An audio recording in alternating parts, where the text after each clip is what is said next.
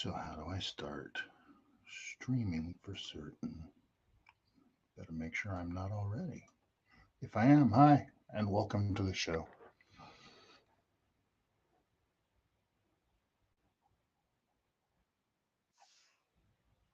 Hmm.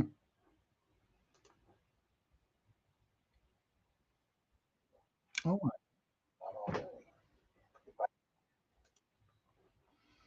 Wonderful. I'm online. Great. I made it. uh, which is a great accomplishment for me, as today I don't have a producer. Anyway, Dave Adalian here with EarthSky, and welcome to the party. It's just, we're not getting started quite yet. So the launch, hopefully, fingers crossed, cross your fingers, will be in about 45 minutes. Shireen, hello, I'm on. And Exit 101, hello. Okay, so anyway, I can see the chat. Hey, there was a bit of a, that was fun. So anyway, let's get over here and we're gonna look. We're gonna be watching the sixth flight today of Starship. Let's get that up and running. Hopefully we will be. It's always up to them. Okay, so here we go. They have not begun their stream quite yet, and they're going to be starting in 4 minutes. Okay, so while they're getting their act together, we'll watch the highlights of the last one so we can get an idea of what to expect today. Sorry, I'm not looking in the eye right now. I got to run the computer. This is a party. Hang on, let's share it first. Okay. Get to the right place. So many places to be, right?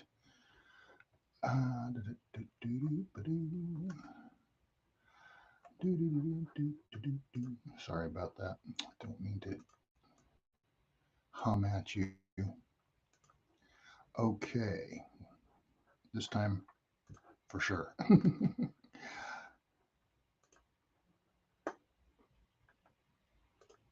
And we're going to look at this incredible video, official video from, oops. Okay, there we go. Let's let it roll. This is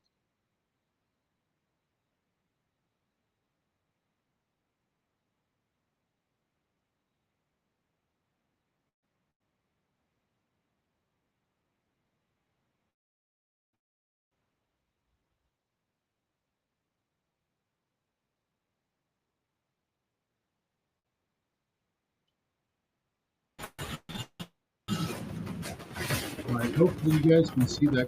Oh, there it is. I've got a delay here. We got a beautiful picture. This. There. Hi guys. Switching down Thank range. you. Welcome to the show. It is now past the official go time. Max Q. Ship engine startup. Stage separation. Hopefully this is exactly what we'll be seeing Booster today in just a few minutes. Adalian 0, 30 seconds till catch decision. Confirm 30 seconds to make that decision. 10 seconds till catch decision. Hot stage separation confirmed. Flight director is go for booster return. Operator go vote is Hello, set Cameron true. G. We are go for catch. Oh, you like the Escher? Thank you. Booster coming in hot for booster touch. All right, this is also what we're hoping to see Booster today. is They're going to saved. take this thing right out of the sky for us. And ignite 13 of those Raptor engines, and this view is incredible right now. Isn't it I just? can't wait for us to hear the sonic boom. Bang. Booster landing burn startup.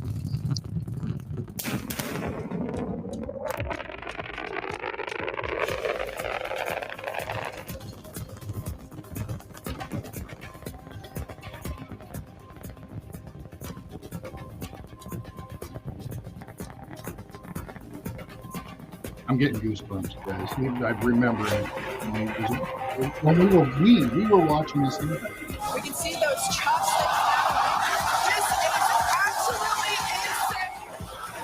absolutely Absolutely insane. We insane. have successfully caught the Super Heavy booster.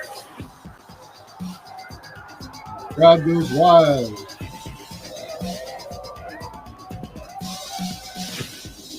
Sevilla has caught the booster. Ship avionics power function nominal. Starship has entered the Unbelievable. atmosphere. Yes, indeed. Exit Starship is 1. approaching the peak heating phase of entry. Landing bridge startup. I'm going to turn down my sound over here. I am overwhelming. Is that okay, guys? Indeed, Cammy. Right? Right? Eat your heart out, Heinlein. Eat your heart out, Robert Heinlein.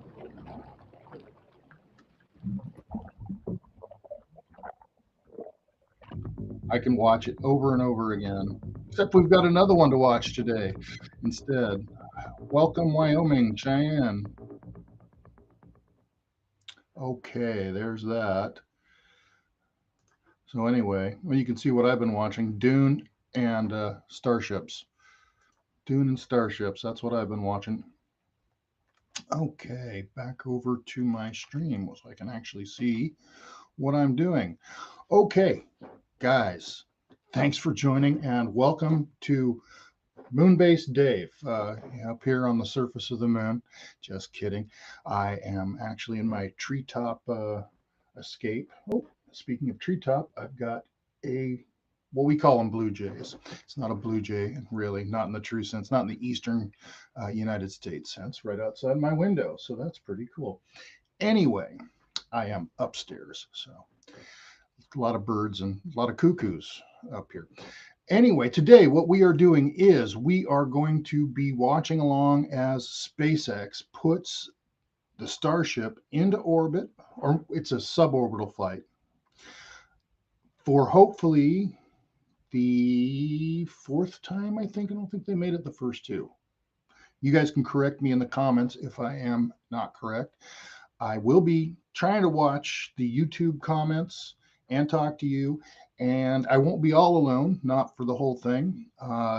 Deborah Bird from EarthSky will be in sooner or later to uh, share her thoughts on this. We've been talking a lot about SpaceX and Starship and going to Mars. In fact, if you didn't see it, you might want to go back and watch the stream we did about how to view Mars, because we are coming in a very few weeks, the opposition of Mars, when it will be rising in, my east is over here, while the sun is setting in the west. And so that makes it the best time to view, and it's also coming in close as well, I believe. And if you want the exact timeline, like this, subscribe, and then go check out our most recent live video. It was earlier today, and it was a doozy. It was a good one. So I recommend that. I recommend going out and taking a look at Mars now, because it will be getting higher and higher as we get closer to opposition. And the reason that you want to watch Mars is because that's what all of this, what we're doing, excuse me, what we're all here to watch is the launch of Starship. And ultimately, the goal for the CEO of SpaceX is to put people onto Mars. And so that's where we're headed, Mars or bust. So thank you for joining us. Let me click over and see what is going on over here. Exit 101 is hanging out. Everybody's hanging out. Okay, I can see, this is weird. I can see the chat, can't see my own stream. That's cool. I like it. That's actually very useful. Okay, so it looks like we should have a live stream with SpaceX to get going.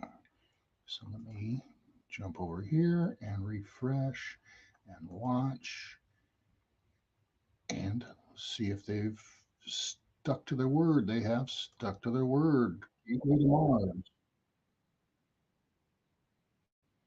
They are on time. Let's share this, and I'm going to go ahead and let you watch the previews. They do a much better job than I do.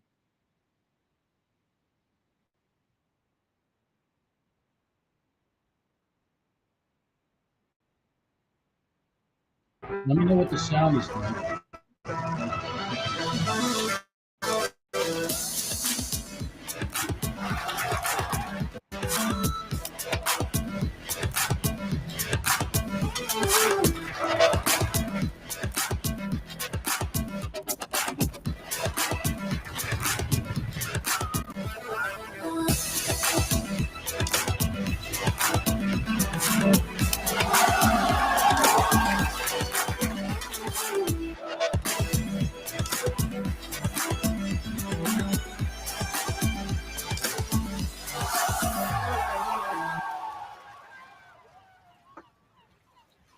Good afternoon and welcome to the 6th flight test of Starship. It is currently 3:25 p.m. Central Time at Starbase, Texas, and it has been just 40 days since our last launch of the world's biggest rocket. We're targeting our first afternoon Starship liftoff just 34 minutes from now, and that will occur at 4 p.m. Central Time. Now, this timing will bring us daylight views of the ship splashing down on the other side of the world. I'm Kate Tice, Senior Quality Systems Engineering Manager here at SpaceX. And I'm Jesse Anderson, a Senior Structures Engineering Manager, and we are joining you live from SpaceX Hawthorne. On Flight 5, we promised you maximum excitement, and Starship delivered in what had to be one of the... Oops. Okay, I'm trying to get the volume adjusted. I don't know that I have that option. Let's get back to the action. Utter shock as we watched that historic booster catch unfold, and we're back today to try and do it all over again.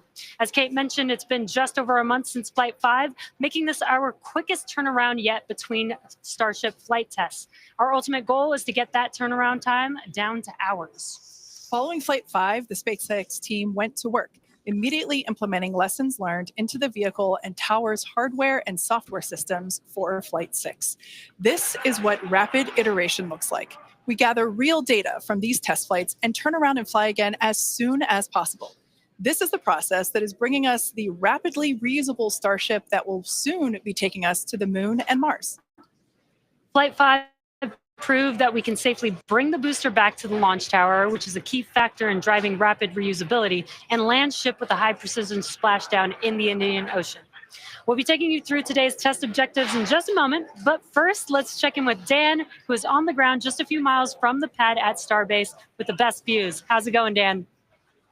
Hey, Jesse, it's going fantastic. I got a couple hundred of my best friends out here ready to watch this launch and hopefully another catch today. But welcome everybody back to Starbase for another Starship launch. I'm Dan Hewitt. Got Launch Control Center right behind me, tower just about 6 miles over that shoulder.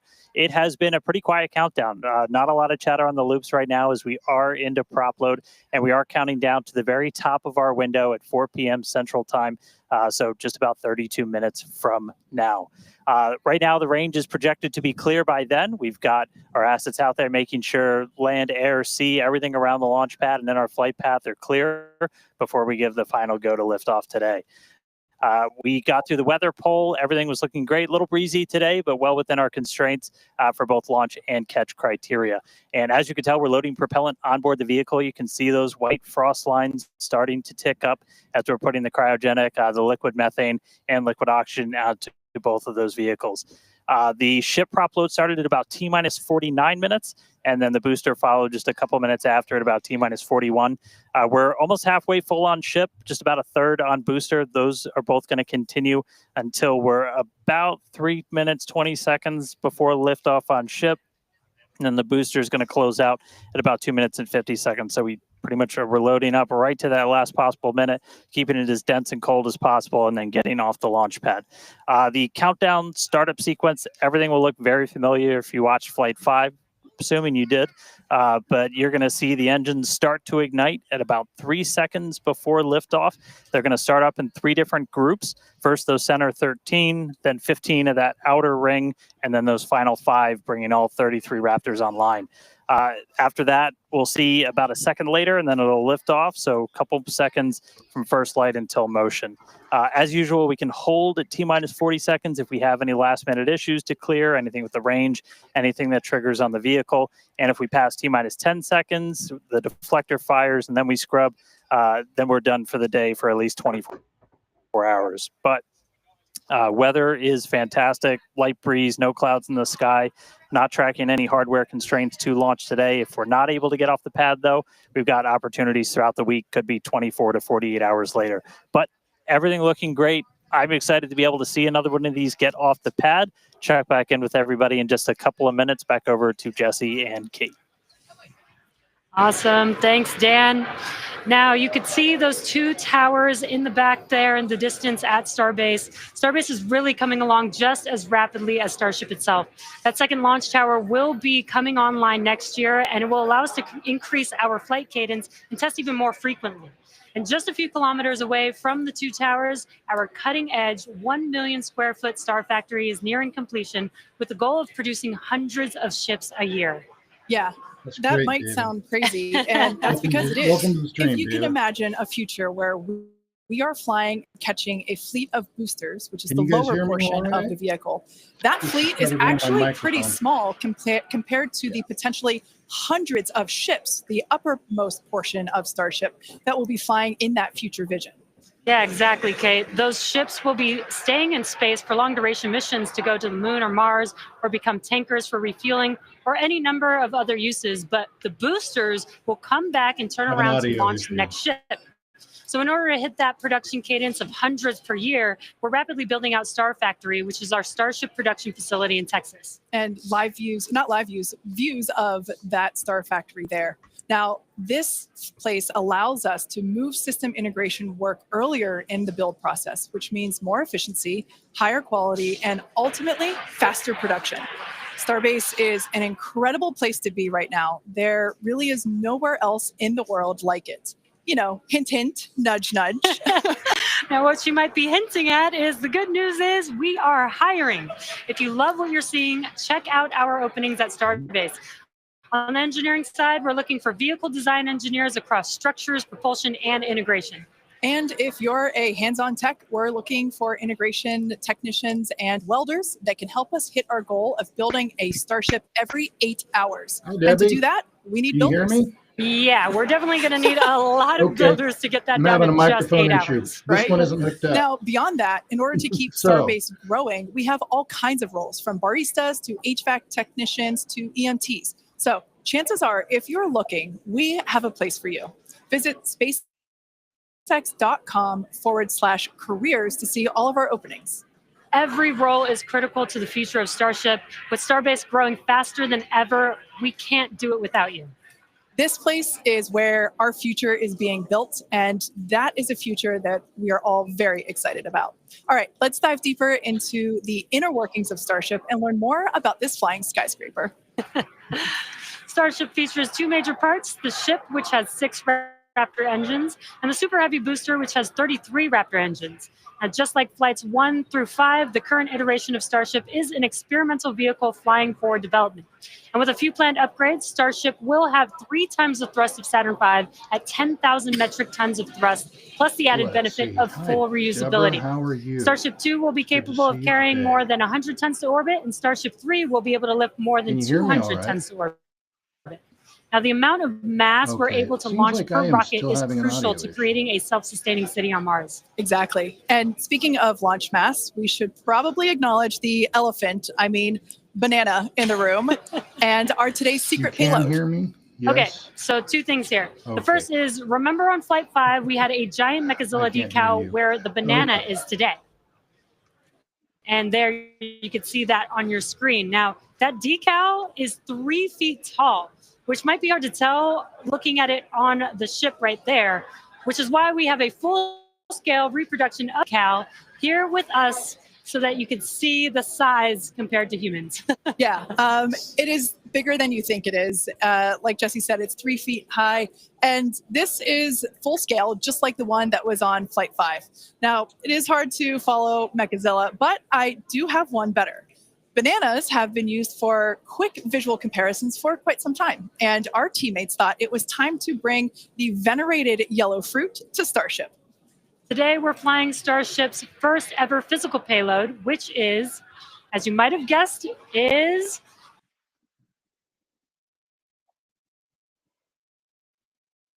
Uh-oh. Looks like we've lost the feed.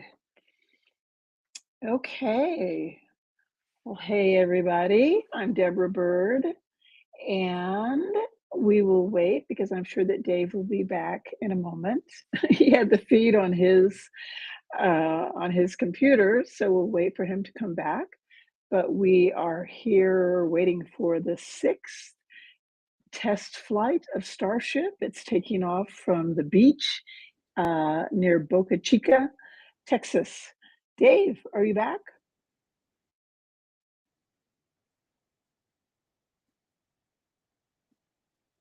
Hi, I'm sort of back. I think I've got the correct microphone, and I am attempting to reacquire signal, and that should do it. Oh, look at that.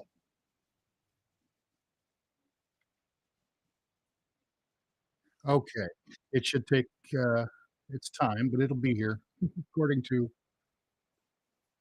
Wasn't that awesome the way those Oh, chopsticks dear. caught that rocket? There's a wonderful picture. There at the engine bay. Now, moving up the rocket, the Yay! ship features 6 Raptor engines, 3 and 3 vacuum engines, which are optimized to operate in the vacuum of space. The ship is designed for vertical takeoff and landing on any hard surface, like the surface of the moon, for example. This ship is also outfitted with 4 flaps to help aerodynamically control the vehicle's attitude during atmospheric flight and enable a precision landing.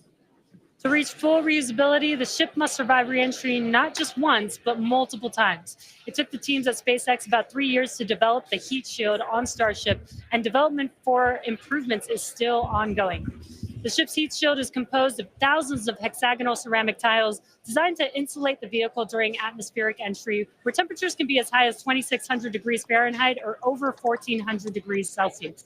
The tiles are something we iterate on every flight test as we build towards a heat shield requiring no refurbishment between flights to unlock rapid reuse. And the teams have actually already begun testing the heat shield tiles in environments simulating Mars atmospheric entry conditions, which we'll see more of in just a few minutes. You know, slightly different than coming back to Earth. Just slightly different. And in between the first and second stages is our hot stage, which we saw in action on flights 2, 3, 4, and 5. So let's recap that last flight to understand what we accomplished and how that's changing for today's flight.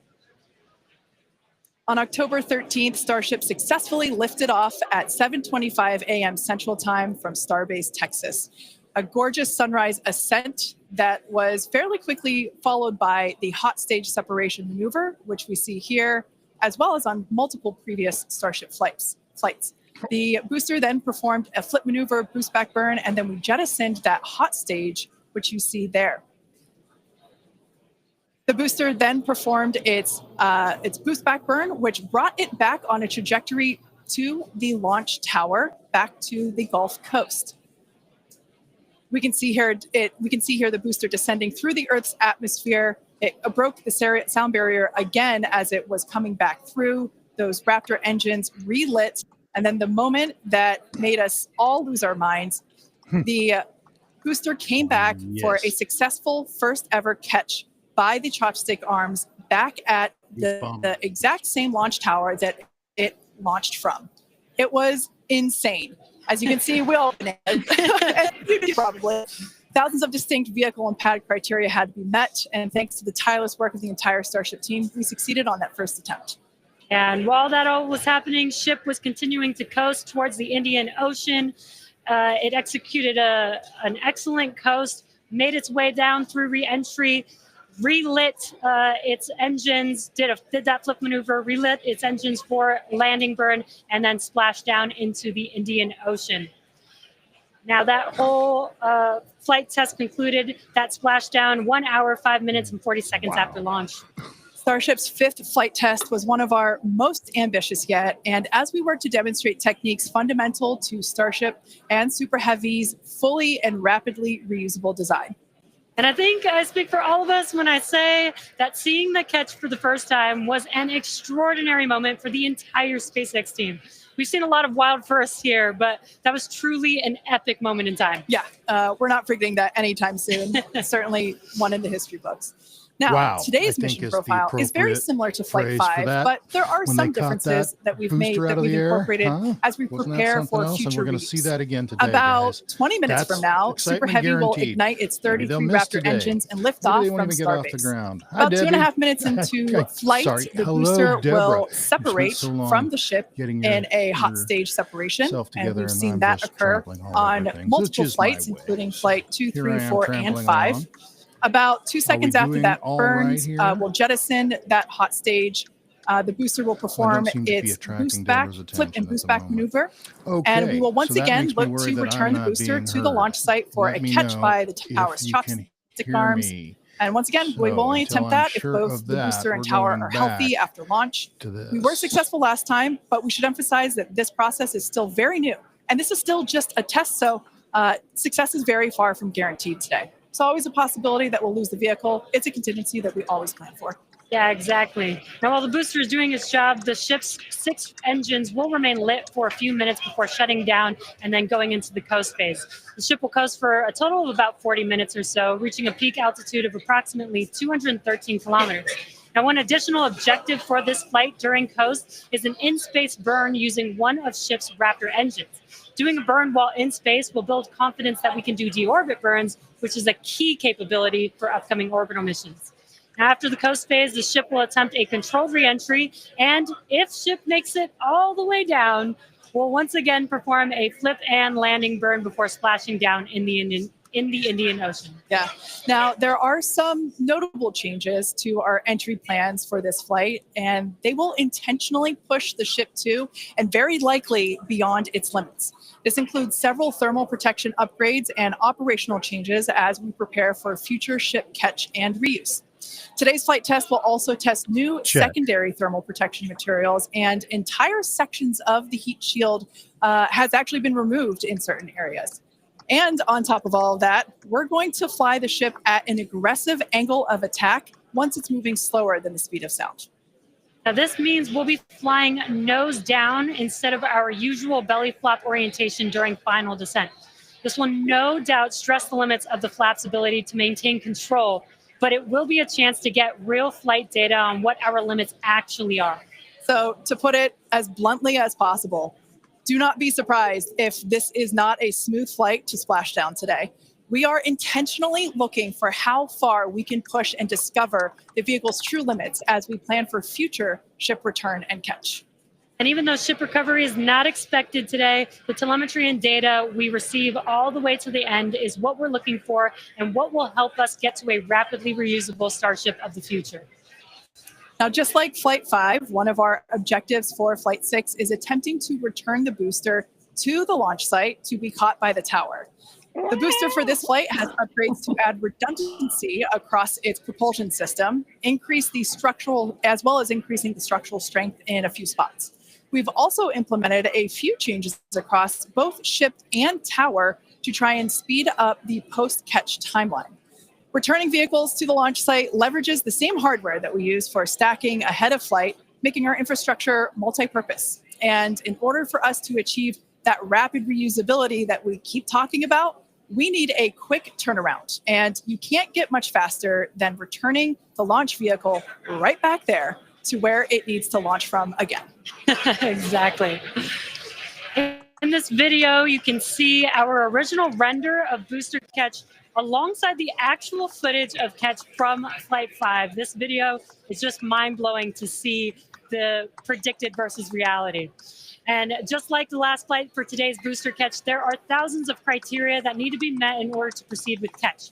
Automated checks have to indicate we have a healthy booster and a healthy tower, and the flight director must issue a manual command, which is informed by manual checks from the flight control team. If this command is not sent prior to the completion of the boost back burn, or if automated health checks show unacceptable conditions with Super Heavy or the tower, the booster will default to a trajectory that takes it to a landing burn and soft splashdown in the Gulf of Mexico. I remember when we first heard the call out that tower was go for catch on Flight 5, and wow, I still get goosebumps when I think about that moment. Now, for today's test, just like Flight 5, we're only going to catch if everything on the booster and the tower checks out after launch.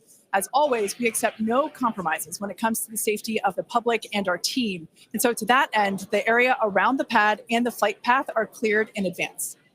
A lot of things have to go right in order to line up the booster catch. So if all criteria is met, we will attempt to catch, but there is a chance that we may not. Either way, we'll be getting tons of in-flight data, which is extremely valuable. Exactly. That first catch was pretty epic, though. So, like you, we'll be keeping our hopes high to see another one this afternoon. Now, Dan, you got to see it in person last time. Are you mentally prepared for a possible round 2? I mean, probably not. That was pretty hands down the coolest thing I've ever seen. Well, And the fact that we're going to do that every time now breaks my brain a little bit, but it was absolutely incredible.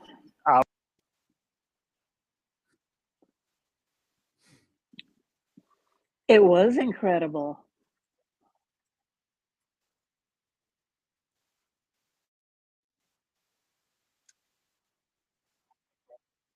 Okay, one more button and I should have them muted. I can't hear them anymore, and I can hear A you. change of pressure is that quick thunder. Oh, they came back. I did it. Look at that. Oh, no, I didn't. I That's thought I did it. thunderclap sound.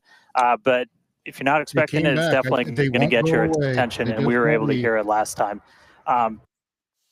You know, it did this to me last time too.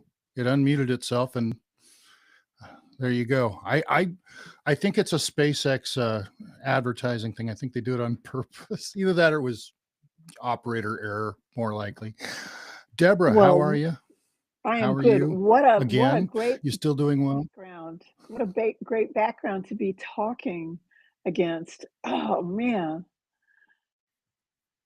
unbelievable. Yeah, no doubt. Amazing stuff. Well, I can't wait to see him do Unbelievable. that again. Yeah, fingers So, crossed. fingers crossed. Well, you know, it's always going to be there. They did say they were going to be pushing some limits and getting new data today. So that's all, you know, this is a test flight. Anything can happen. Anything can happen. Wow. That's right. So hey, this vehicle, Starship, is the one Hey. that's going to carry people to Earth orbit, to the moon, and to Mars. And I just wanted to tell people that you can see Mars in the night sky tonight.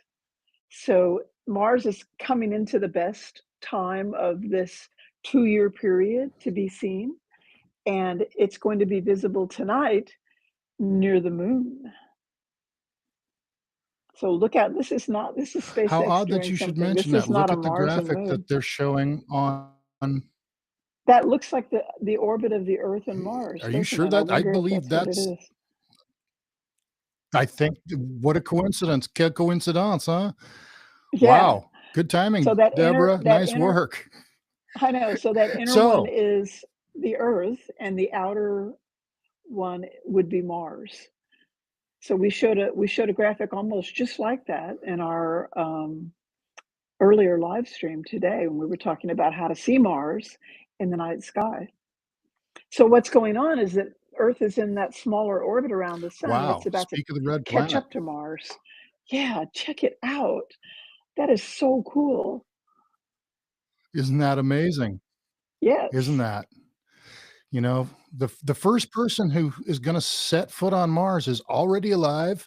They're somewhere in the education system. Maybe they're in college. Maybe they're still in elementary school, but they're out there someplace. The first Hey. human being, the first woman or man who will touch down on Mars and live there is alive right now. We don't know who this future Armstrong is going to be, but we know they're out there. I was saying earlier today when we were And talking we are about Mars 11 minutes. and Starship that Right. that it would not surprise me now that the Trump administration is going to be coming in January. It would not surprise me if early in the Mhm. year, early in the year 2025, they made the announcement that we're going to do kind of a Kennedy-esque, effort to get to Mars. Because Elon Musk surely wants to get to Right. Mars in his own lifetime. And now he's, they're palling around with That's Donald it. Trump. If you So remember back to my talk with Eric Berger, I'm having some minor audio issues, and so I don't mean to speak over you. Anyway, to carry on, when I talked to Eric Berger, who is the lead space flight editor at Ars Technica, about his new book, which is called Reentry, and I do recommend it. He essentially said that's why SpaceX was founded. That's why Musk created the company. He didn't build the rockets. He's not the company, but that's his goal as the head of the company, is going to Mars or bust, hence the name of this stream. So yeah, no I think doubt, you might be onto something there. no doubt. And it's like, and now we're seeing, Musk palling around, going to sporting events and eating Big Macs and things like that with Donald Trump. And I think they're, that just would not surprise me if they came out with that in early 2025. No. And politics aside, that would be exciting. Of course, it would also be, oh well, I won't Yeah, go into it, the politics of it, but it would be yeah, exciting. let's not discuss the political the aspect, but we can certainly see, I believe Musk is going to be some kind of a science advisor. So hopefully he'll pump more money into NASA, because it was NASA money that paid for this Starship. The Starship, this was US tax dollars that NASA literally gave them money for a contract for the Commercial Crew program, and they developed the Falcon, and out of that came the Starship. So this is an investment. This is how, people sometimes, I see them online complaining about, well, we're spending too much money on space flight. Well, that's debatable, but the money we do spend, we get back 5-10 fold with things like, cordless tools and personal computers and microprocessors and, all kinds of nifty things that make the future livable, really. You know what? I don't even care about any of that. I just want to see people go to Mars. You know what? The Yeah, heck, the heck with the I've wanted cordless my whole tools. life to see I want to this. see those people standing on Mars before I go. So it's like Oh go man, team. yes, yes, yes, yes, yes. Go team. So what is it? We've got So only it like looks eight like minutes to launch. Let's go back to the feed, huh? we have 7 minutes and 43 seconds by that clock, but that one is probably a little slow. Let's tab over here, and this is definitely live. I see the red button, and we have 7 minutes and 35 seconds by this watch. So if you're counting at home, you can now tell how much delay we've got. Hi, Greg. Good Hey, afternoon, Greg, everybody. welcome to the show. Greg, how are you? I'm great. Joining a little Welcome to late, the but just in party. time. Just in time, just in time. Well, you can be nonchalant about this. You've seen lots and lots of rocket launches. Folks, this is Greg Diesel-Walk, and he is our man on the spot at Cape Canaveral and Kennedy Space Center, where they do a whole lot of launching. And Greg gets down there with his lovely wife, the Dr. Chrissy, and they take some excellent photos of the launches. So when you see a launch photo on EarthSky, look at the cut line, and you'll probably see Greg's name down there, and you can visit him. Hey, Greg, where can people see your stuff online besides on earthsky.org? where it is featured? A lot of stuff, great stuff on my website, gregdieselphotography.com, and Instagram, Greg Diesel Walk. Okay. Look for the EarthSky tag on there. Okay, there you go.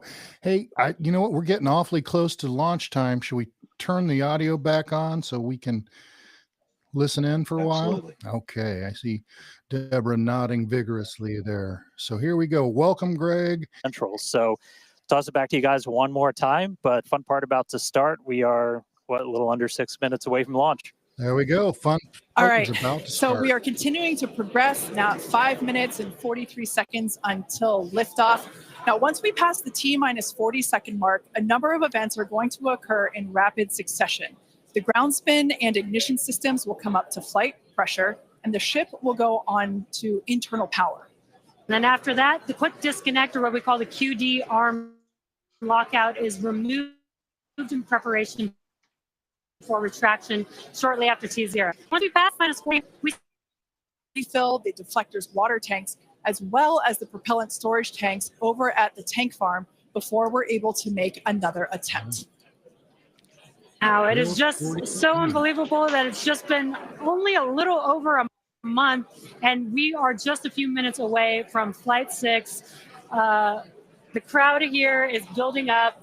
We've got a much larger crowd here than when we were launching at 4 or 5 in the morning out here. So very exciting to have an afternoon launch to have all the employees here. Exactly. Now, just as a reminder, that T-minus 40-second hold, if we opt to use it, everything is still potentially go for launch. So nothing to be worried about there. At that point, basically up until T-minus 40 seconds, all aborts are just holds.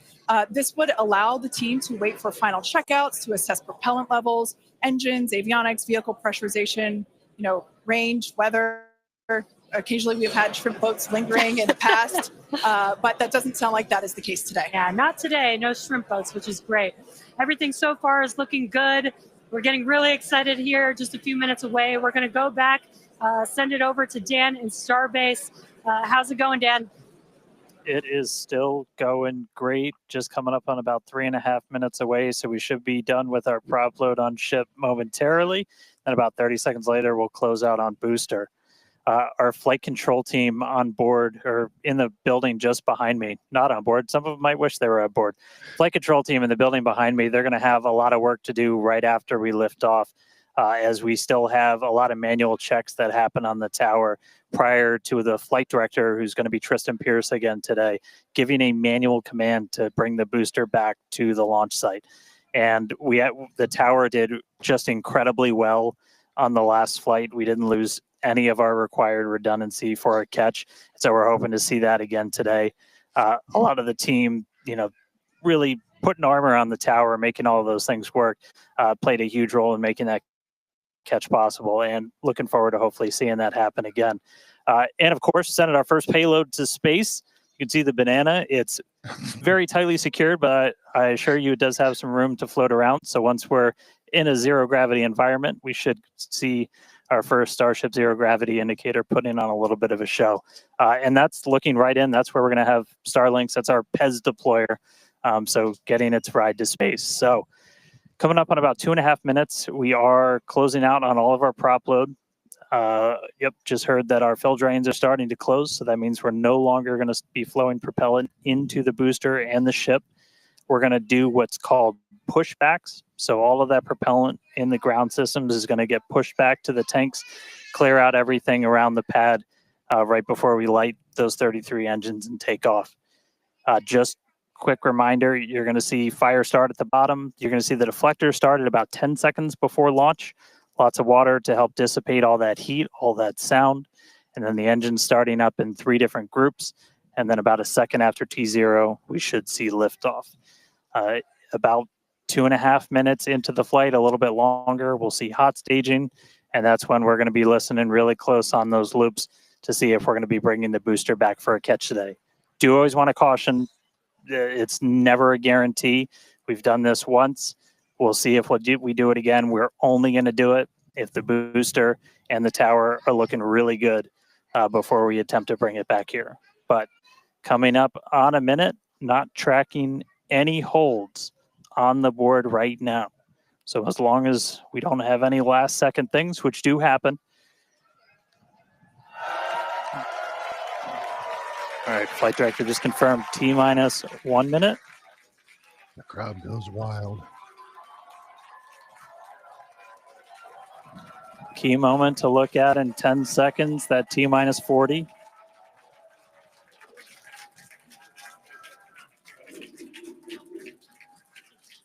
And we flew right through that. We're gonna do it.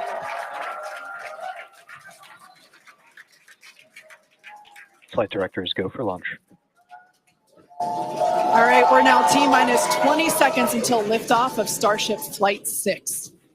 This will mark our second attempt to catch the Super Heavy booster at the launch tower, as well as 10, 9, 8, 7, 6, 5, 4, 3, 2, 1.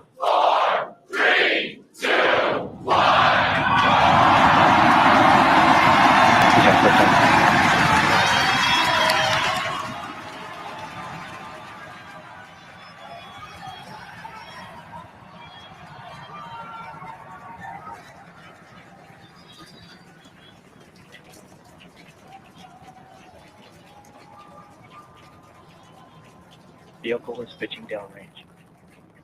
Booster Raptor, chamber pressure nominal.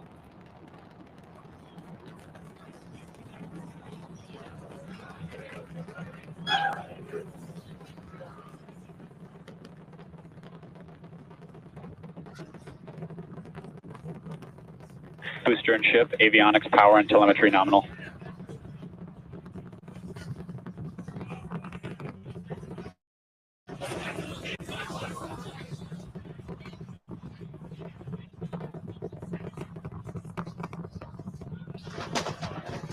All right, we're just a little over a minute maximum into flight. dynamic pressure. We're about 6 miles away, so all the sound's still hitting us here. Hearing good call outs at power, telemetry, nominal. That's flying straight and true. We do see all 33 Raptor engines lit up on telemetry screens. At this point, we've passed through that point of maximum aerodynamic pressure, that max Q. Now, coming up in just a little over a minute from now is going to be hot staging. So we're going to see the 6 engines on the ship ignite while still attached to the booster. Just before that, we'll see all but 3 center engines on the booster shut down. In what we call MECO, it's most engines cut off instead of main engine. And so while we continue to watch it go up, a lot of our flight controllers looking at all the systems around the tower. Again, we have to send a manual command. Without a hitch, It's about looks 30 like. seconds away from hot staging.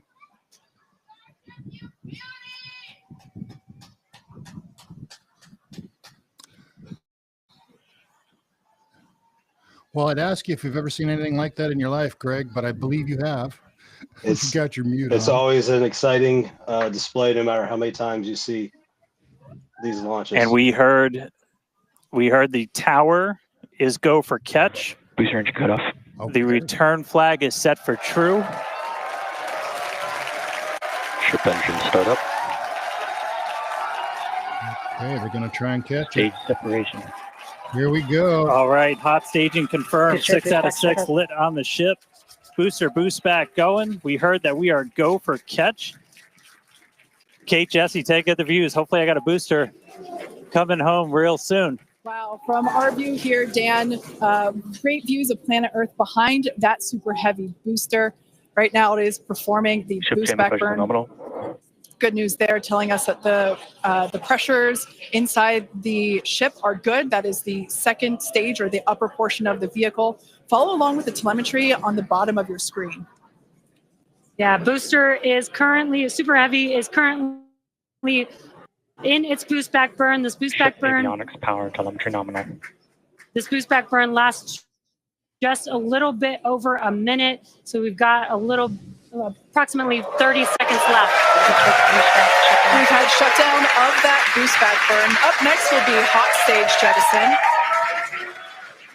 the view from the camera on the left, or from the booster on the left-hand side of your screen, and then tracking cam there on the right-hand side of your screen.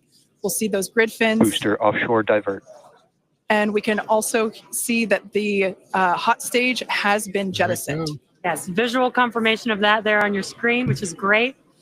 Now the next Starship is following a nominal trajectory.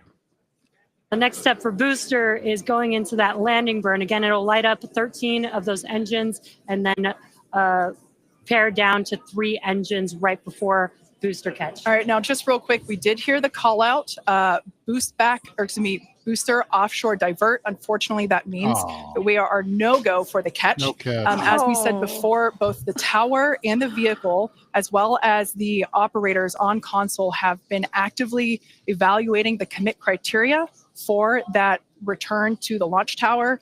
And unfortunately, we did not have a pass on those commit criteria. So we are no-go for tower catch. And we did mention that we're constantly evaluating the criteria for catch. There's a lot of things that need to go well in order to line that up. Unfortunately, today we will forego booster catch today. But what you're seeing on your screen is ship currently making its way towards the Indian Ocean, still looking good so far. Exactly. So views there of the booster on the left-hand side of your screen, views of the ship on the right-hand side of your screen. Now, we said before that it was not guaranteed that we would be able to make a tower catch today. So while we were hoping for it, like we said, it was pretty epic on attempt 1, but the safety of the teams and the public and the pad itself are paramount. So we are accepting no compromises in any of those areas. Exactly, and we're still going to get a lot of good flight data with booster even, but especially with ship. Again, we have an additional objective today to do an in-space relight of a Raptor engine, which again will help us set us up for being able to do deorbit burns, which is Ship chamber pressure is nominal. Which is important.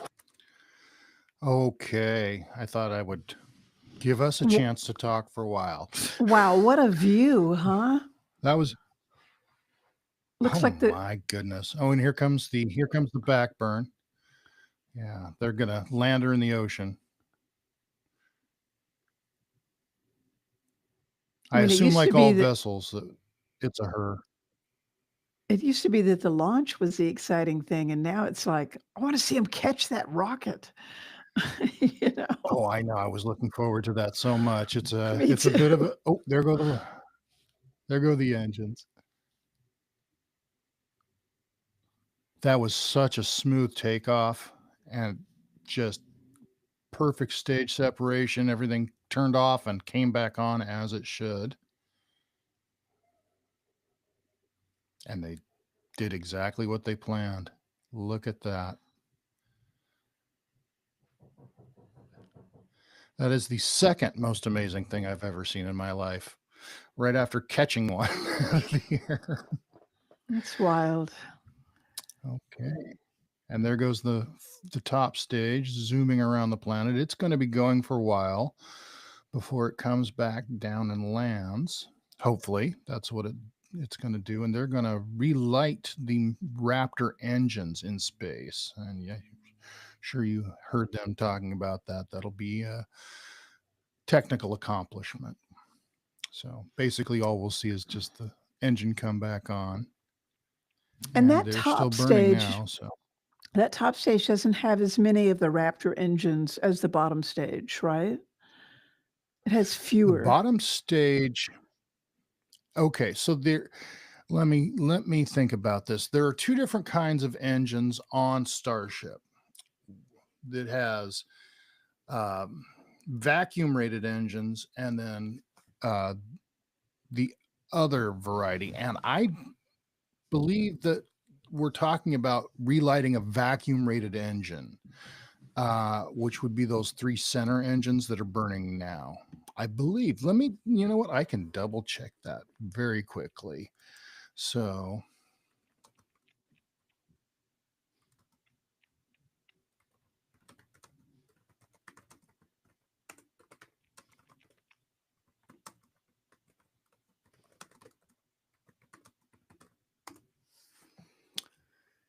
And The upper stage of the SpaceX Starship has 6 Raptor engines, 3 standard Raptor engines optimized for sea level, and 3 Raptor vacuum engines designed for use in space vacuum. So that is your answer right there to that question. And then the bottom, Did the that bottom fully stage answer has the like question? it has like 33 engines, right? The bottom stage, like they showed us that shot of all Right, the engines.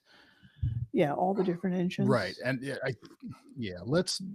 let's make sure I have that number right, because I believe it's 32.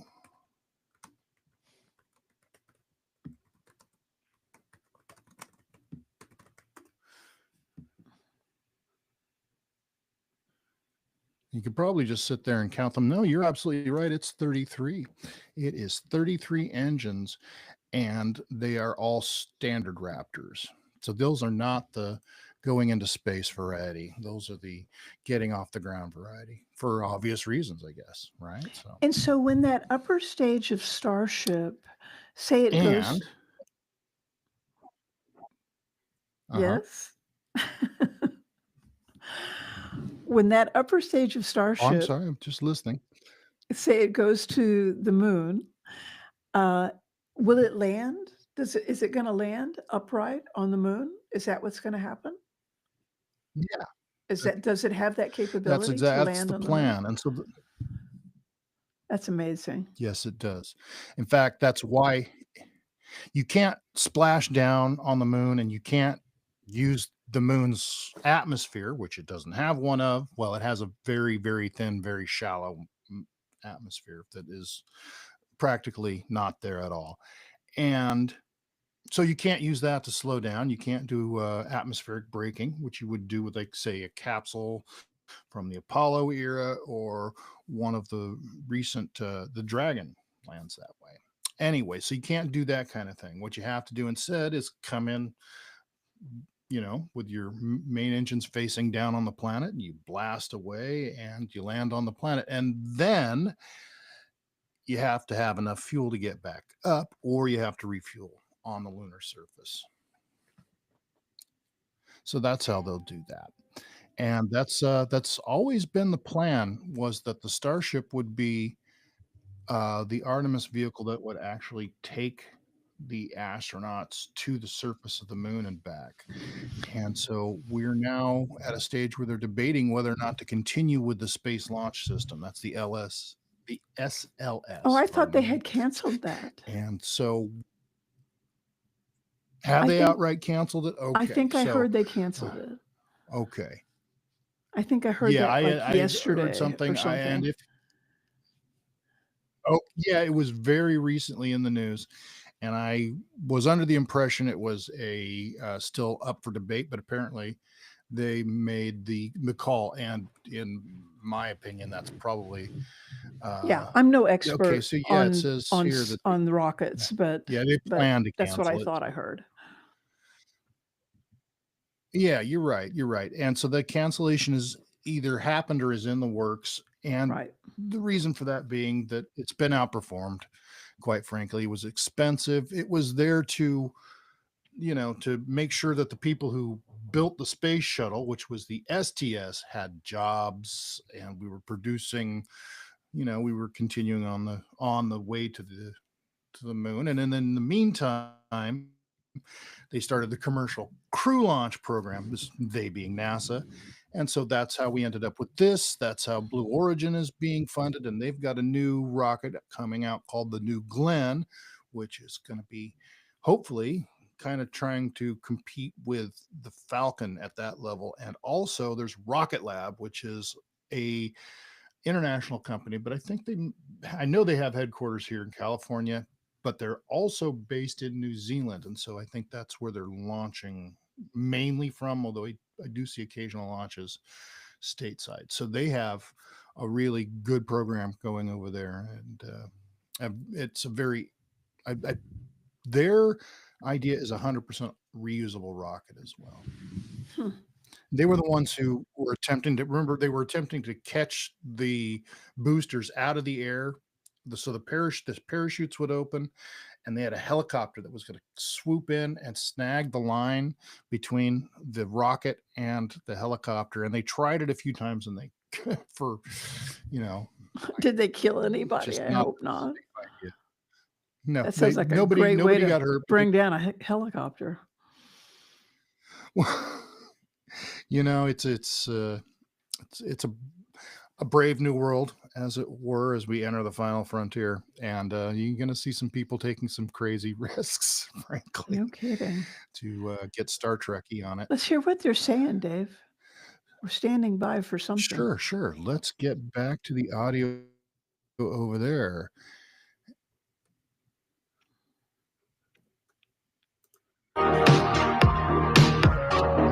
It's just music. They're waiting, I believe. Let me get rid of that now. So I think they are waiting. Go ahead, Dave. Oh, usually at this point, they're waiting for the craft to get to the Indian Ocean so that it can land. And so that takes a while. It's most of the way around the planet from where they took off. And so that's where we are at this point. And there's the banana. So the banana is they called it a zero gravity. It's actually a microgravity, right? Because there's no such thing as zero gravity that close to the Earth.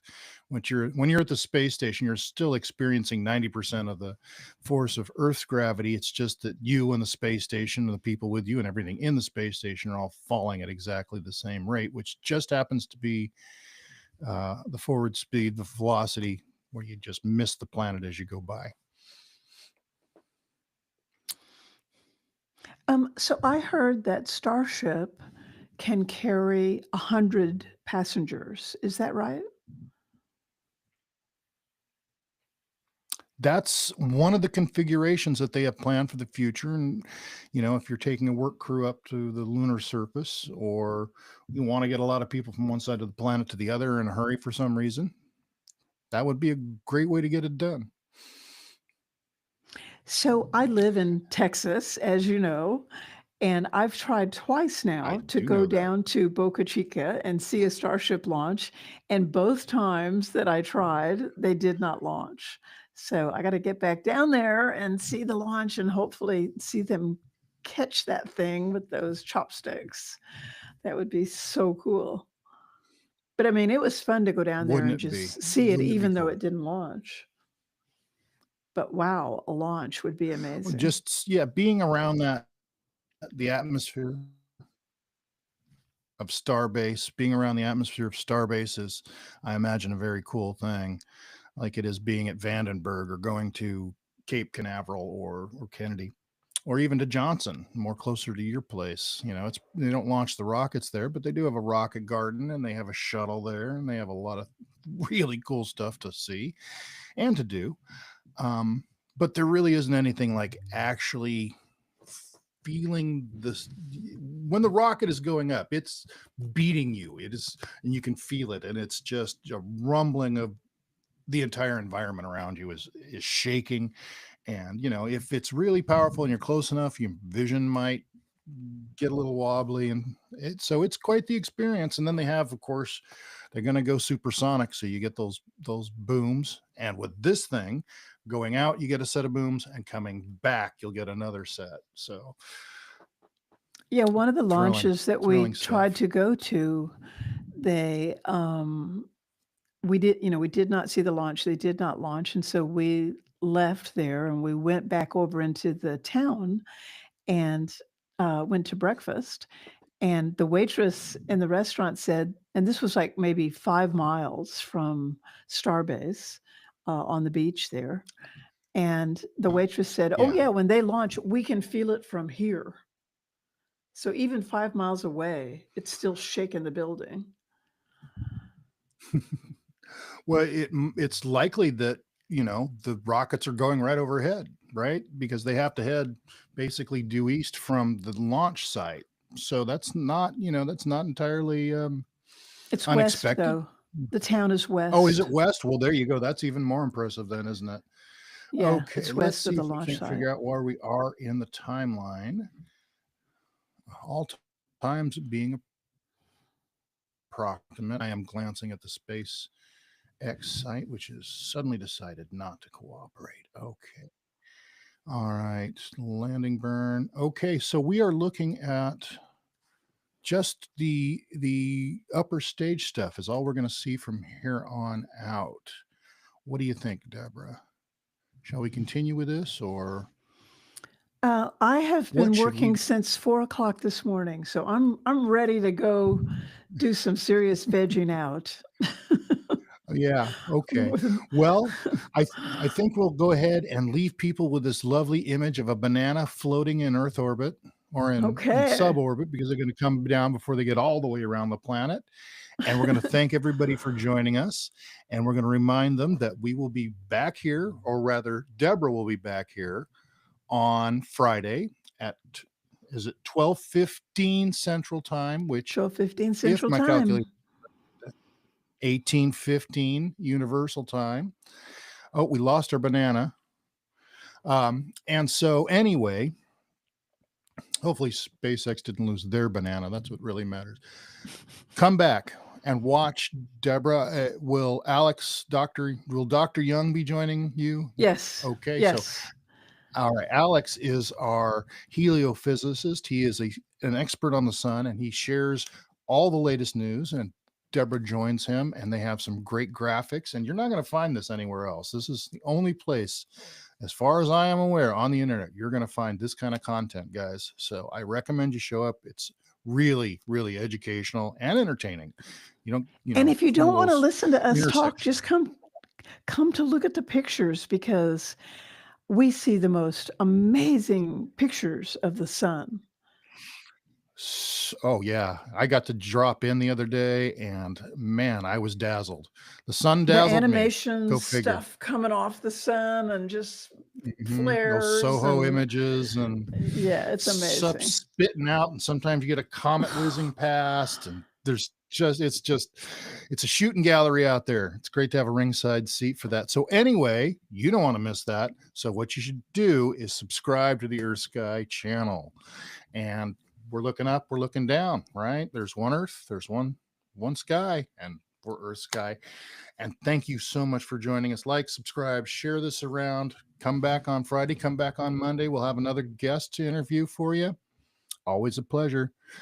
Debbie, I will see you soon.